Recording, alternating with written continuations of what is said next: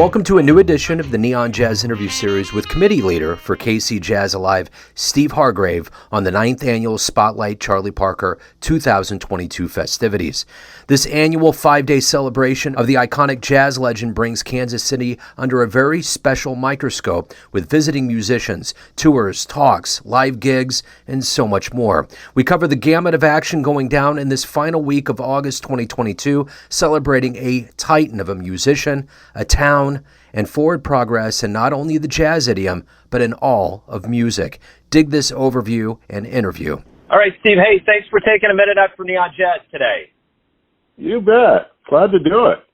Every year it's an annual pleasure and honor to talk about the great and mighty Charlie Parker. And before we get into it, the 2022 celebration, tell me a little bit about who you are, kind of your title and your capacity as kind of a spokesperson for talking about the Charlie Parker festivities. My name's Steve Hargrave. I am the chair of the planning committee for the Spotlight Charlie Parker events taking place this week. I am a co-founder, along with 3 others, of KC Jazz Alive, which is our not-for-profit support group that is designed to help strengthen the Kansas City jazz community and build audiences for jazz in Kansas City. So it has to be an automatic thrill every year to have what I would arguably call one of the most famous musicians ever in Charlie Parker.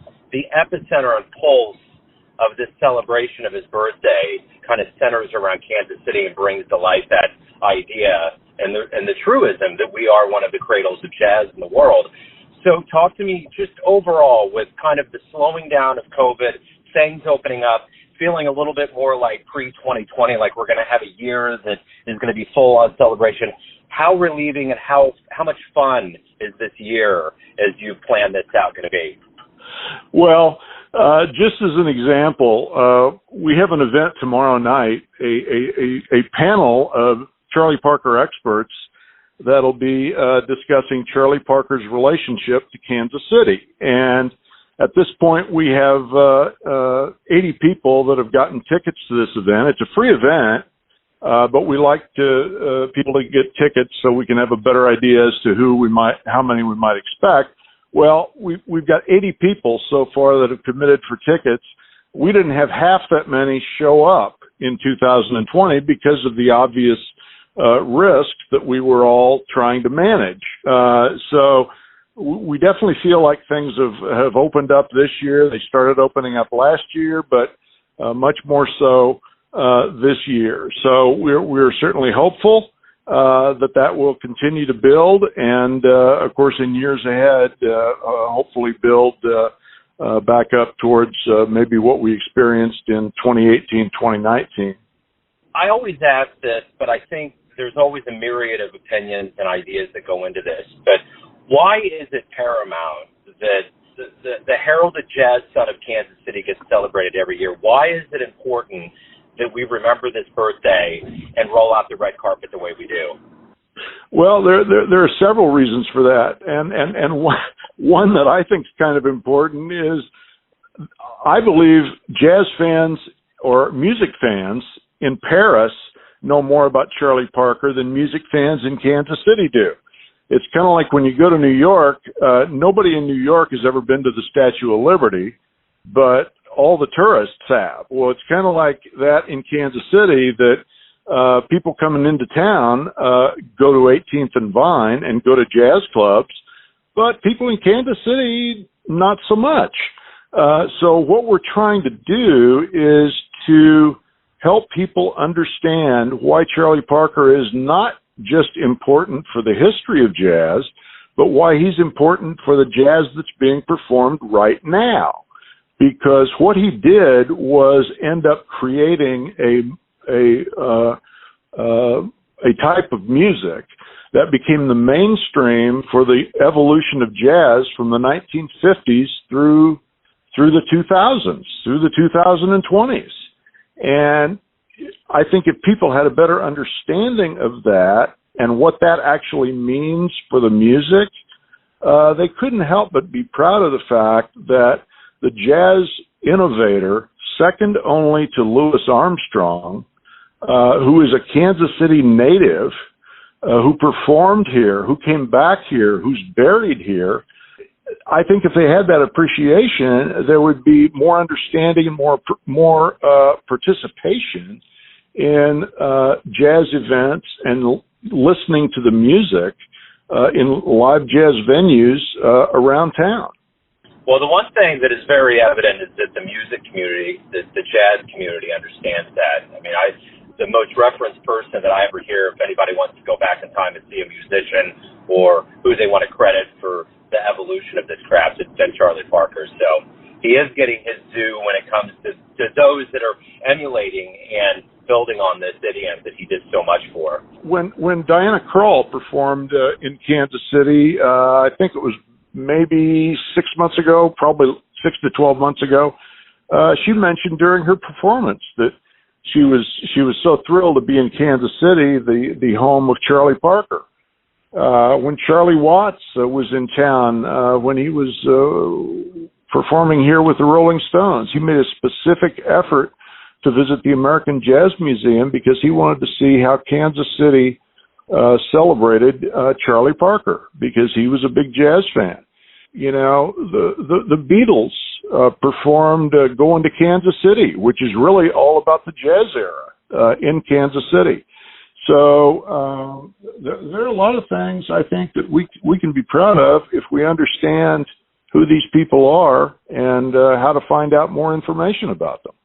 One of the great things about this week-long celebration is that we bring in esteemed musicians for a residency. Talk to me a little bit about who's going to be the musician in residence and kind of how that's getting built into the overall celebration this week. Sure. We have two artists in residence, Morgan Faw and Houston Smith. And these two guys are Kansas City natives. They went to high school here. In fact, I met them while they were still in high school, heard them play while they were still in high school. And man, oh man, they were terrific then. But now they've finished their jazz studies at Berklee School of Music in Boston. They're back in Kansas City. They got back in town yesterday. They're going to be performing at the Blue Room at 7 o'clock tonight. Morgan this is a release party for his very first professional musician performed and produced CD. And they're going to be playing with Bobby Watson tonight at the Blue Room. And you can go down there and listen to these guys at no cost. Well, they're also going to be performing Thursday night with Brom Winans at a meet and greet that we're putting together at Casey Beer Co. down on 79th Street, just east of Warrenell Road. They're going to be performing again at the Blue Room Friday, playing Charlie Parker tunes. And then on Saturday, they're going to be participating with Chris Burnett in the student musician boot camp that takes place at the Paseo Academy. And they're also going to be performing 4 o'clock Saturday afternoon at a special memorial performance at the Charlie Parker Memorial on the north side of the American Jazz Museum. So these guys have a very significant, and I guess you'd say profound, respect and appreciation for Charlie Parker, because they understand that his music has as much application today as it did back in the 1930s and 40s when he was coming of age and really kind of cracking the code on what he started innovating when it comes to jazz improvisation. So it's both their talent as well as their appreciation for Charlie Parker and how that comes through in their playing that really makes them an exciting pair of musicians to hear perform. So those are the main tent poles for this, kind of structure that we're building this week, Mm-hmm. you're building this week. So I'm curious, kind of fill in a little bit. I know that they start at the Grave on Saturday and it ends up down on 18 of Vine. So kind of fill in with some other events and things that are going on so everybody out there can have a good itinerary of something that they can participate in. Well, the most important point I could make is to get that complete calendar and all the details if you go to spotlightcharlieparker.org. That's the website we have created for this series of events. We've got a total of 24 different events, and there's no way I can obviously get into all of them right now, but if you go to spotlightcharlieparker.org, you can learn about all of them. Many of them are individual venue performances by musicians that were booked by these venue owners around town. So you've got several options to choose from for every night of the week. You've got this event at the Library Auditorium tomorrow with the Charlie Parker panel. Tomorrow night, you've also got at this library event Jason Rowe, who's a Kansas City Public Library specialist who has created a website, Charlie Parker's Kansas City, or charlieparkerskc.org, which is a fascinating website giving you more insight into Charlie Parker's time in Kansas City. Then on Saturday, there's the Student Musician Boot Camp, which is kind of a sellout for student musicians. You've got a history tour, which is every year gets rave reviews at 10 o'clock, beginning at 10 o'clock Saturday morning. That's going to be hosted by Chuck Haddix and Jerry Sanders. And then Saturday night, we've got a concert at 7 o'clock at Tom's Town Distilling, which is going to feature our two, it's not the two artists in residence, but it's featuring Bobby Watson and the Dan Thomas Band. Dan was associate director while Bobby was director of the jazz studies program at UMKC Conservatory. So that's the kind of the grand finale, that concert at Tomstown, which is nearly sold out. You might be able to grab a ticket or two at this time, but it's pretty much sold out. But the history tour is what I would really encourage folks to consider going on, because every year I learn something, and every year we hear rave reviews from the folks who decided to join it and really got a lot out of it. What do you think, Charlie Parker, if he did for some reason come back and saw all of this celebration and all of this vitriol for his life, what do you think he would say? What do you think his thought would be? I think he would shake his head and think, I do too. My, you guys are making way too big a deal here. Exactly. But we'd say, no. Look what's happened to the music since you were on the scene. Look where things have gone. I mean, Louis Armstrong, frankly, at times was kind of disgusted with Charlie Parker because he didn't like what the music was doing. It was going from danceable music to music that people sat down and listened to. That's the big difference between jazz today and jazz in the 30s. You could dance to it in the 30s. Now you listen to it. And now the biggest fans of jazz are other musicians because they understand the complexity. They understand the language of jazz. It's not so much based on the melody of the music as the chords of the music. That's oversimplifying. I'm sure other musicians would roll their eyes when they hear me say that. But that's the simplest and I think most layman accessible way I can explain it. But yeah, he would probably think we're making way too big a deal over his music.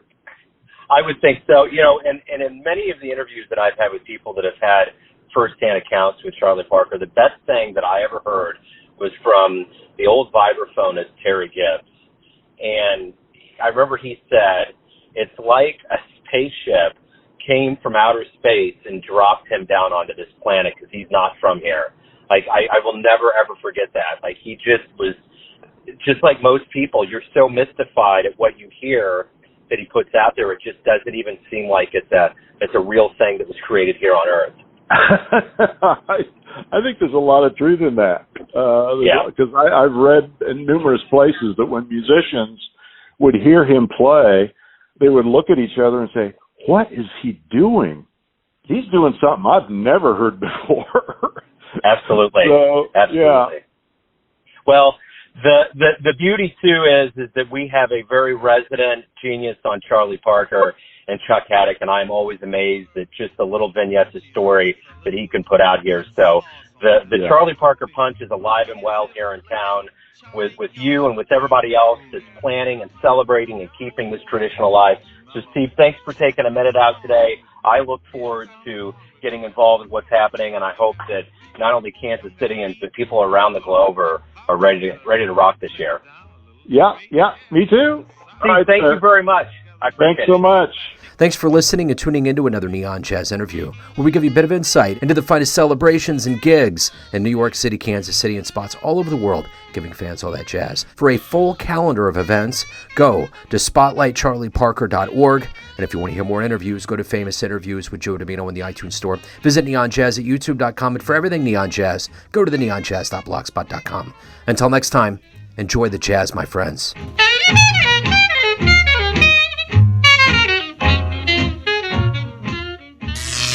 Neon Jazz.